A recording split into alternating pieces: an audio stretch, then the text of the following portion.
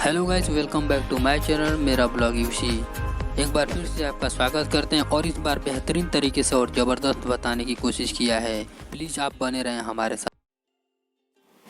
गोरखनाथ मंदिर गोरखपुर में अनवरत योग साधना का क्रम प्राचीन काल से चलता आ रहा है।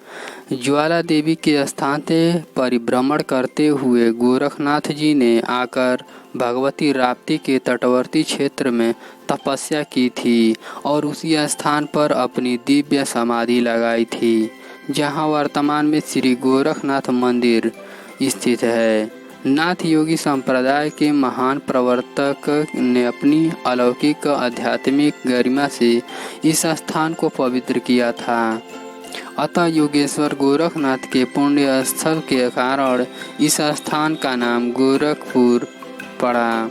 महायोगी गुरु गोरखनाथ की यह तपस्या भूमि प्रारंभ में एक तपोवन के रूप में रही होगी और जन शून्य शांत तपोवन में योगियों के निवास के लिए छोटे छोटे मठ रहे। मंदिर का निर्माण बाद में हुआ। आज हम जिस विशाल और भव्य मंदिर का दर्शन कर हर्ष और शांति का अनुभव करते हैं, वह ब्रह्मकालीन महंत श्री दिग्विजय नाथ जी महाराज जी की कृपा से है। वर्तमान पीठाधीश्वर महंत श्री आदित्यनाथ योगी जी महाराज के संरक्षण में श्री गोरखनाथ मंदिर विशाल आकार प्रकार प्रांगण की भव्यता और पवित्र रमणीयता को प्राप्त हो रहा है। पुराना मंदिर नवनिर्माण की विशालता और व्यापकता में समाहित हो गया है। भारत में मुस्लिम शासन के प्रारंभिक चरण में ही इस मंदिर से प्रवाहित योगिक साधना की लहर समग्र एशिया में फैल रही थी। नाथ संप्रदाय के योग महाज्ञान की रश्मि से लोगों को संतृप्त करने के पवित्र कार्य में गोरखनाथ मंदिर की भूमिका अत्यंत महत्वपूर्ण रही है। विक्रमीय 19वीं शताब्दी के द्वितीय चरण में गोरखनाथ मंदिर का अच्छे ढंग से जीर्णोद्धार किया गया।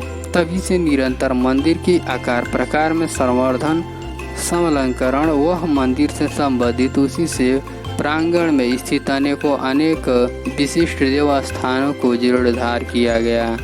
नवनिर्माण आदि में गोरखनाथ मंदिर की व्यवस्था संभाल रहे महंतों का खास योगदान रहा।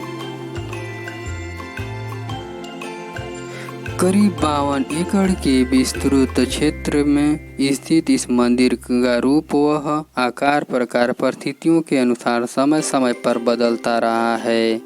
वर्तमान में गोरखनाथ मंदिर की भव्यता और पवित्र रमणीयता अत्यंत कीमती आध्यात्मिक संपत्ति है। इसके भव्य और गौरवपूर्ण निर्माण का श्रेय महिमाशाली व भारतीय संस्कृति के कर्णधार योगी राज महंत दिग्विजय नाथ जी वह उनके योग शिष्य राष्ट्र संत ब्रह्मलीन महंत अवैधनाथ जी महाराज को है, जिनके श्रद्धास्पद प्रयास से भारतीय वास्तुकला के क्षेत्र में मौलिक इस मंदिर का निर्माण। नाथ संप्रदाय भारत का एक हिंदू धार्मिक पंथ है। मध्य युग में उत्पन्न इस संप्रदाय में बौद्ध, शैव और योग की परंपराओं का समन्वय दिखाई देता है। यह हठ योग की साधना पद्धति पर आधारित पंथ है। शिव इस संप्रदाय के प्रथम गुरु और आराध्य हैं। इनके अलावा इस संप्रदाय में अनेक गुरु हुए, जिनमें गुरु मच्छिंद्रनाथ, मत्स्येंद्रनाथ और गुरु गोरखनाथ सर्वाधिक प्रसिद्ध हैं। नाथ संप्रदाय समस्त देश में बिखरा हुआ था। गुरु गोरखनाथ ने इस संप्रदाय के बिखराव और इस संप्रदाय की योग की विद्याओं का एकत्रीकरण किया। अतः इनके संस्थापक गोरखनाथ माने जाते हैं। नाथ संप्रदाय में योगी और योगी एक ही सिक्के के दो पहलू हैं, एक जो सन्यासी जीवन और दूसरा गृहस्थी जीवन है। सन्यासी योगी जोगी नाथ अवधूत कौल कालबेलिया, बिहार में गोस्वामी, पश्चिमी उत्तर प्रदेश में उपाध्याय नामों से जाना जाता है। इनके कुछ गुरुओं के शिष्य मुसलमान, जैन, सिख और बौद्ध धर्म के भी थे। इनके जीवन शैली की बात करें हम तो नाथ साधु संत परिव्राजक होते हैं। वे भगवा रंग के बिना सिले वस्त्र धारण करते हैं। ये योगी अपने गले में काली ऊन का एक जनेऊ रखते हैं जिसे सीले कहते हैं। गले में एक सिंह की नादी रखते हैं। इन दोनों को सिंगी सेली कहते हैं। उनके एक हाथ में चिमटा, दूसरे हाथ में कमंडल, दोनों काने में कुंडल, कमर में कमरबंद होता है। ये जटाधारी होते हैं।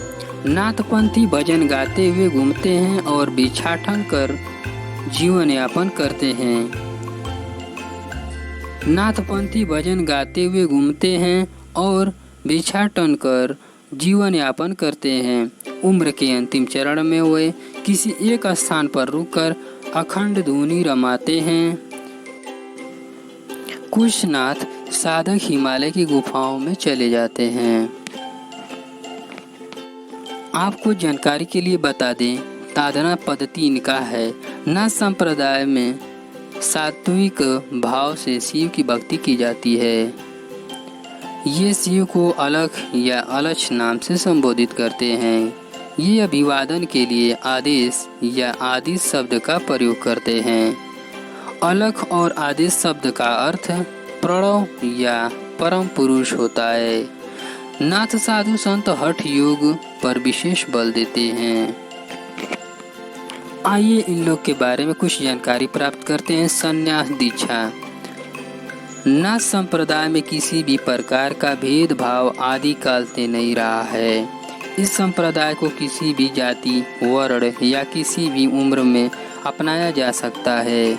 सन्यासी का अर्थ काम, क्रोध, मोह, लोभ आदि बुराइयों का त्याग कर समस्त संसार से मोह छोड़कर शिव भक्ति में समाधि लगाकर लीन होना बताया जाता है। प्राचीन काल में राजे महाराजे भी अपना राजपाट छोड़ संन्यास इसीलिए लिया करते थे ताकि वे अपना बचा हुआ जीवन सांसारिक परेशानियों को त्याग कर साधुओं की तरह साधारण जीवन बिताते थे।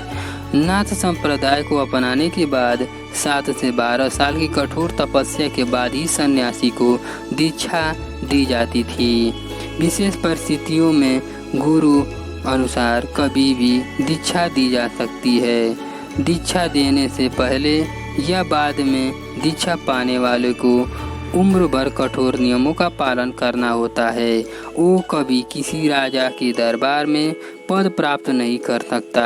वो कभी किसी राज दरबार में या राजघराने में भोजन नहीं कर सकता, परंतु राज दरबार या राजा से भिक्षा जरूर प्राप्त कर सकता है। उसे बिना सिले भगवा वस्त्र धारण करने होते हैं।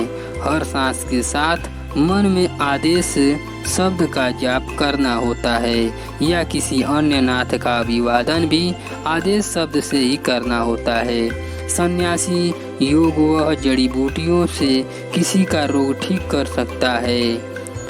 यदि रोगी वह या उसके परिवार से भिक्षा के रूप में अनाज या भगवा वस्त्र ही ले सकता है।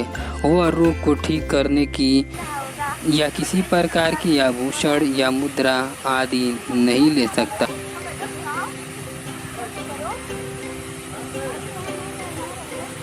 कुछ नाथ साधक हिमालय की गुफाओं में चले जाते हैं। आपको जानकारी के लिए बता दें, साधना पद्धति इनका है। नाथ संप्रदाय में सात्विक भाव से शिव की भक्ति की जाती है। ये शिव को अलख या अलक्ष नाम से संबोधित करते हैं। ये अभिवादन के लिए आदेश या आदिश शब्द का प्रयोग करते हैं। अलख और आदेश शब्द का अर्थ प्रणव या परम पुरुष होता है।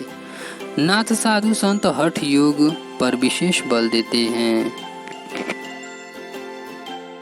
कहता है कि मंदिर में गोरखनाथ जी द्वारा जलाई गई अखंड ज्योति त्रेता युग से आज तक अनेक झंझावतों के बावजूद अखंड रूप से जलती आ रही है। यह ज्योति आध्यात्मिक ज्ञान, अखंडता और एकात्मकता का प्रतीक है। यह गोरखपुर मंदिर परिसर में विशेष प्रेरणा स्रोत का काम करती है। इसमें गोरखनाथ जी द्वारा प्रज्वलित अग्नि आज भी विद्यमान है।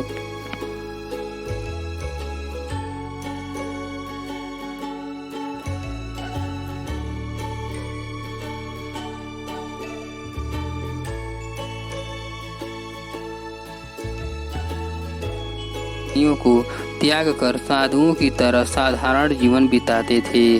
नाथ संप्रदाय को अपनाने के बाद 7 से 12 साल की कठोर तपस्या के बाद ही सन्यासी को दीक्षा दी जाती थी।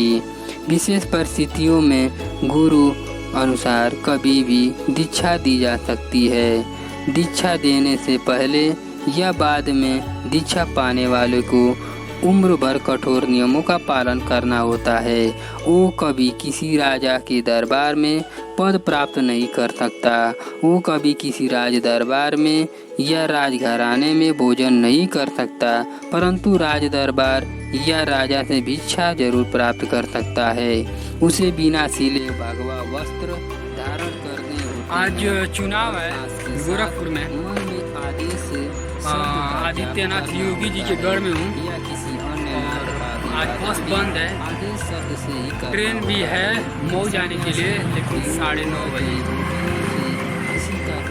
और मैं थक चुका हूँ। हमको मिलेगा मऊ के लिए बस। और मैं यहाँ से कचहरी के लिए निकलूँगा और इसके बाद वहाँ से मैं बस पकड़ूँगा बस स्टैंड से और अपने घर के लिए रवाना हो जाऊँगा। तो हमारे वीडियोज़ को पूरा देखने के लिए आप लोग को बहुत बहुत धन्यवाद।